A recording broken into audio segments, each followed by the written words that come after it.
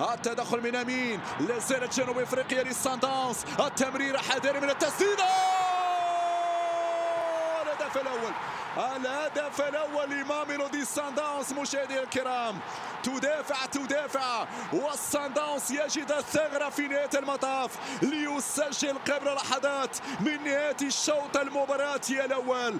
حذرنا من كرات مثل هذه، حذرنا من انطلاقات مثل هذه في الكوت ديفوار من اجل رفع الرايه المغربيه ومن اجل مزيد من الالقاب. وحذاري من الاخطاء، حذاري من كره صعبه. والهدف الثاني تشوف الاعاده، يعني دائما نتكلم عن اعادات الكره للخلف، عن اعاده الكره للخلف، عن تمريرات بطريقه غيرات يتكرر مع اللاعب سيف الدين بوارا. عاد الكره للخلف وبالتالي منحها للاعبي ماميلودي صن داونز. عندما تخطئ بهذا الشكل فانتظر الاهداف ومودي